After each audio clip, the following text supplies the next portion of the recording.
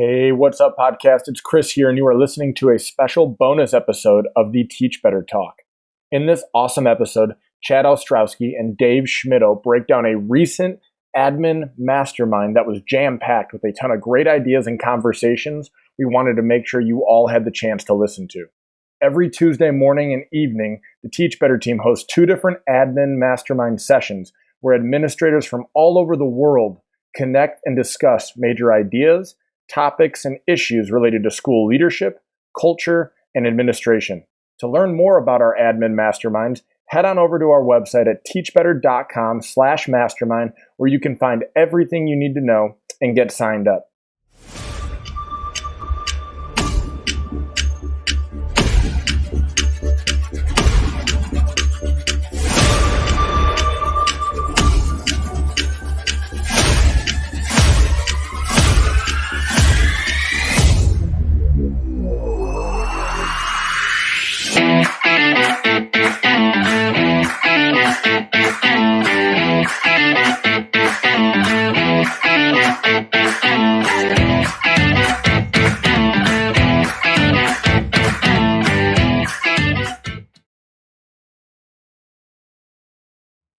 Hey, what is up, everybody? Dave Schmittou, how are you this morning? Oh, I am always on a high on Wednesday mornings because of what happened on Tuesday. So I'm doing pretty well right now. Well, I've actually had a bunch of stuff going on, and I actually didn't get to participate fully in the masterminds yesterday. So I'm actually sort of viewing this recap as information for me. So I can't wait to hear how they went. Some of the topics that were covered. And so I'm just going to turn it over to you, and you can let us know kind of what's going on in the world of administration, what's going on in the world of schools across the country and world from our mastermind. Yeah. So I'll start with just talking about the mastermind structure itself. It's this group is growing, and it's fun. It's growing so much that we're having to experiment every week on how we can continue to improve things to make sure that all voices are being heard. So yesterday, for example, we had, I think it was 35 people pop into these masterminds, 35 people from around North America.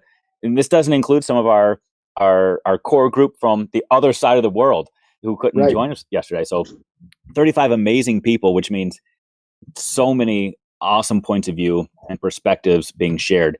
But like I said, it also leads us to experimenting with new logistics and new ways to try to get people to engage. So yesterday's mastermind actually began last week. I sent out an email to the group with a little prompt just for them to think about so that they could come to the conversation yesterday with a new framework and something to present to the group. And in essence, we just started and we spent 25 minutes debating and sharing our thoughts on which of these 2 lenses school leaders should fall within. One is a focused leader says no to good ideas all the time. And the other is a supportive leader says yes as often as possible, so their no means something. And then we just had this interesting debate for about a half hour in both sessions that then led us into brainstorming. And we used our own frameworks and our own thoughts on that lead-in question to dive into tackling the issues at hand. And it was powerful. It was absolutely amazing. The morning group, we then broke off into 3 breakout rooms so we could have amazing, intimate conversations about the things that were going on in the life of admin in schools. And then in the evening session, we were able to all stay in one big room, but we had some new people joining us there who jumped right in, and they were the ones leading the conversation. So it was absolutely amazing yesterday. Absolutely amazing. Absolutely. Let's dig into that a little bit, those 2 lenses. So I'm going to have you kind of review those two topics. So there's like basically the yes leader who goes, if it's a great idea, let's get after it, right? That was the one option. Correct me if I'm wrong. And then the no leader is the one that's like, nope, I got my direction and that's what we're doing, so nothing else can touch that. That's sort of, is that kind of? Yeah, sort of. And what was cool yesterday is, when we had 35 different people, everybody kind of looked at the 2 scenarios or the 2 questions with a slightly different lens. There were some people that narrowed in on the words supportive and focused. There were other people that narrowed in on the idea of yes or no. There were a couple people that focused in on the idea of good idea and what makes a good idea. But what was amazing is, so 35 people, out of the 35 people, 33 people all had the same response. 33 of the 35 said that in their view, a supportive leader should say yes as often as possible. And then there were 2 others that went the other route, which just led to amazing conversations. And ultimately, every single person in the room was like, I kind of fit in both camps. I can kind of see where we are. However, if you're going to paint me into a corner, here's where I would go and here's why. And I think sometimes just having those debates and those conversations are powerful because it helps us find our center and our focus for why we do what we do. Yeah, and I think polarizing the choice is a good tactic because it forces you to defend your standpoint with the understanding that most people are in the middle somewhere, right? Yeah, so exactly. I think, and I think that's a great tactic from like a facilitation standpoint. Even with a staff meeting, going, is this right or is this wrong? You have to be on one side or the other. Are you this or are you that? And then it forces people to kind of wrestle with and reflect on, if you have to plant your flag in one side or the other, which of these things am I going to follow through with? And, I actually had a conversation with one of our amazing participants, Mr. Jeffrey Prickett, yesterday. And I'm sure he won't mind, but he's actually focused on sort of some big transitions in his district. And we were talking, and one of the things we talked about is sort of like the mission and vision moving forward. So as leaders, we want to have a clear direction, a clear mission, and a clear vision. So in reality, you're probably not going to say no to all ideas or yes to all ideas. What you're going to do is actually evaluate if those ideas fit the direction, the mission, and the vision you're going towards, right? So that's sort of a middle ground. Because if you hear a great idea and you're like, yes, this can help us with our mission and vision, awesome. But then other people might have a great idea, but you know what? Like, that's a sidetrack. That's a side tier that's going to take us away from our direction and our mission and vision. So I think just having those different perspectives and understanding those perspectives is hugely valuable. And, to take that even a step further, well, one of our conversations last night revolved around the idea of what if one of the ideas presented actually changes the direction in a needed direction.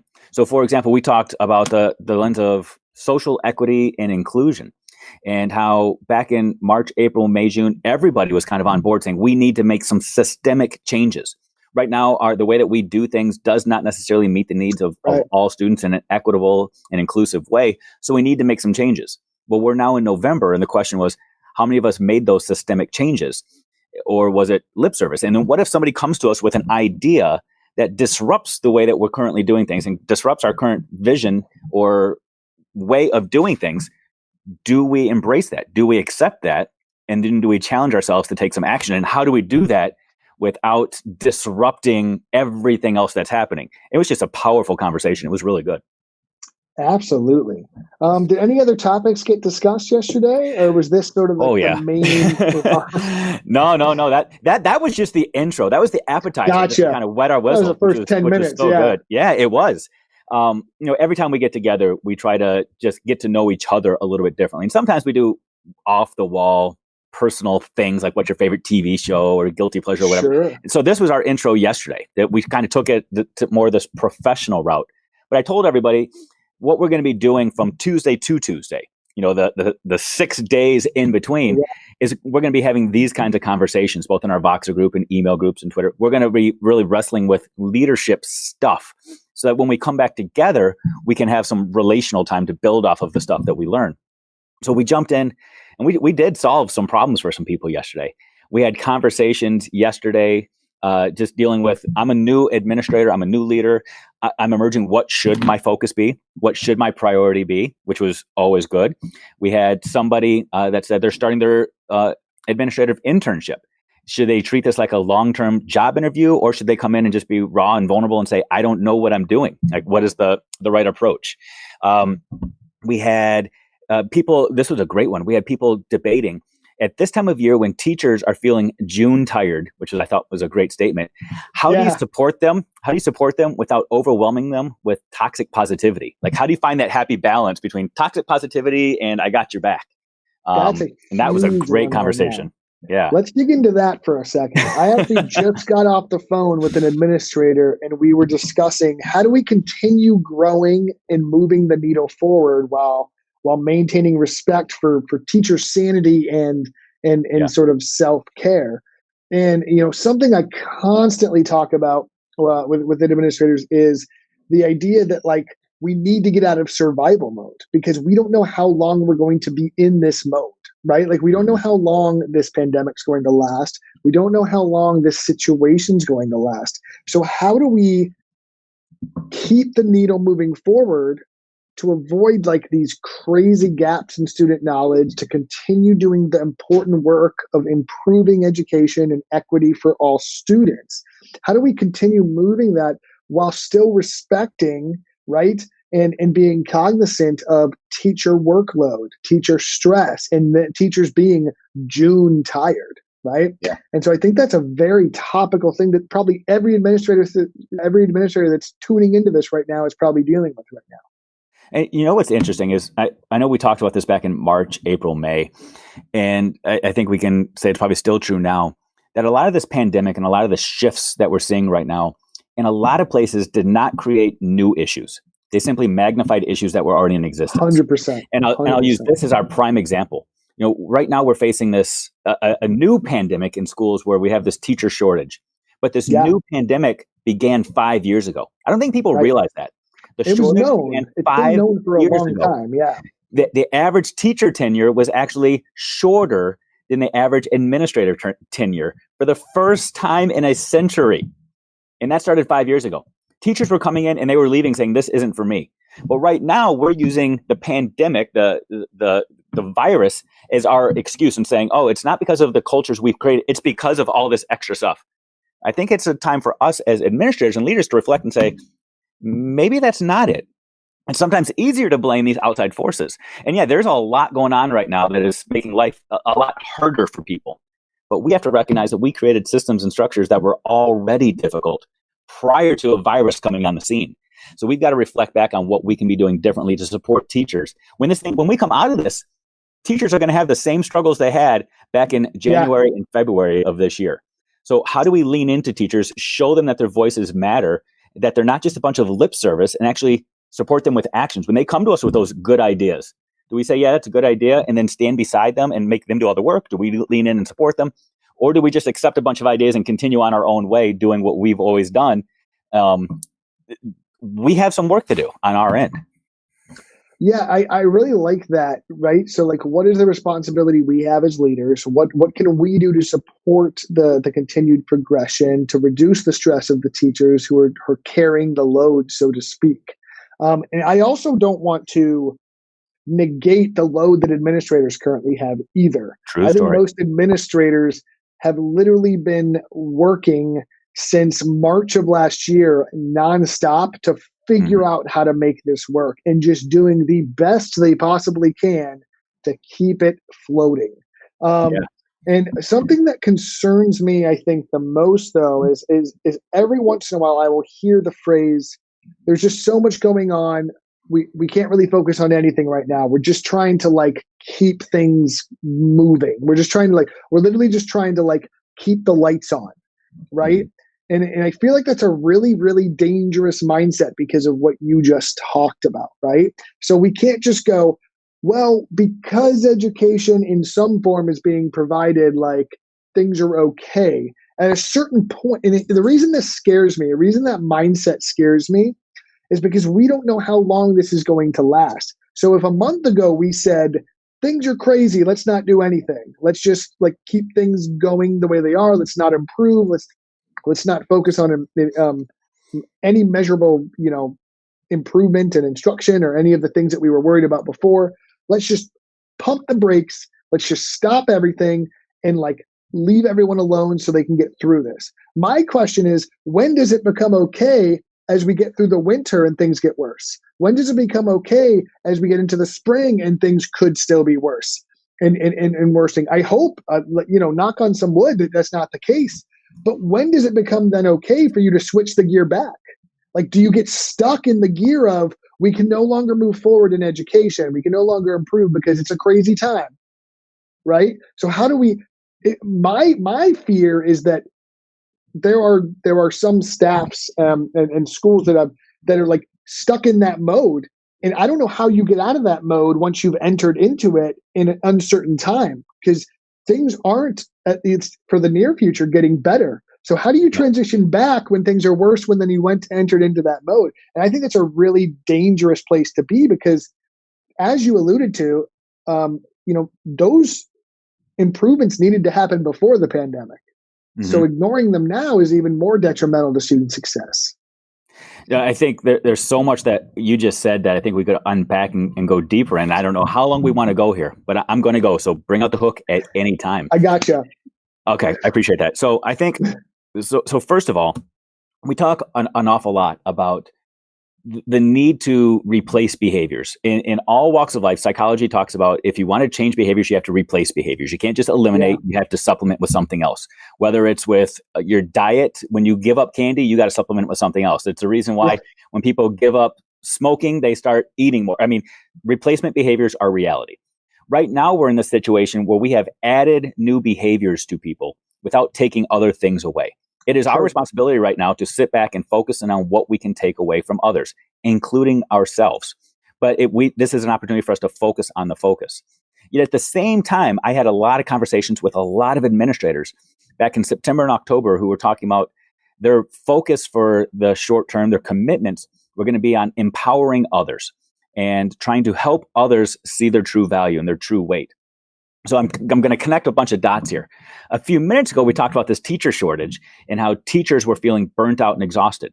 I've also heard from a lot of teachers who are exhausted and have been exhausted because they feel like a lot of things are being done to them and that they don't have a voice in the process.